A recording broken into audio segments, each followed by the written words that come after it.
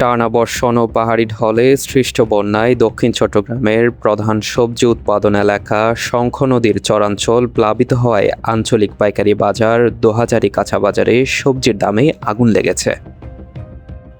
মাত্র কয়েকদিনের ব্যবধানে প্রতি কেজি ৩০ থেকে ৫০ টাকা পর্যন্ত বেড়ে অধিকাংশ সবজির দাম সাধারণ ক্রেতাদের নাগালের বাইরে।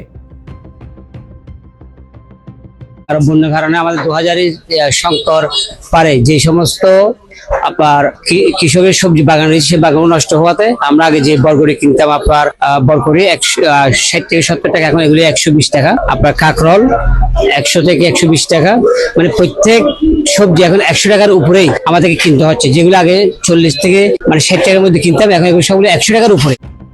চন্দনাইশ, সাতকানিয়া, বাঁশখালী ও দক্ষিণ চট্টগ্রামের বিভিন্ন সবজি চাষের এলাকাসহ সাম্প্রতিক বন্যায় দোহাজারী শঙ্খ নদীর তীরবর্তী শত শত হেক্টর ফসলি জমি পানির নিচে তলিয়ে গেছে। এতে করলা, ঢেঁড়স, বেগুন, বরবটি, ঝিঙা, পটল ও মরিচের বিপুল ক্ষেত নষ্ট হওয়ায় বাজারে সবজি সরবরাহ আশঙ্কাজনকভাবে কমে গেছে।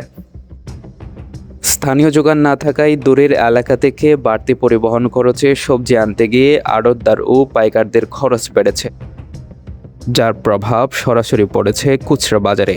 আর সবজির দাম সরা এখন দাম বেশি, কিনতে এখন হস্ত হয়ে যাবে। বেশি দামে বিক্রি হওয়ার কারণ হচ্ছে আমরা আড়তদার থেকে মানে অনেক টাকা দিয়ে কিনতে হয়, ওই জন্য আমরা জনগণ থেকে কম রাখতে পারতেছি না, অনেক দাম বেশি। এখন মনে করেন সবজির প্রচুর দাম, বন্যার কারণে সবজি অনেক ক্ষয়ক্ষতি হওয়ার কারণে আর কি দাম সবকিছু বেড়ে গেছে। স্থানীয় খুচরা ব্যবসায়ীরা জানান, পাইকারি আড়ত থেকেই চড়া দামে সবজি কিনতে হয়।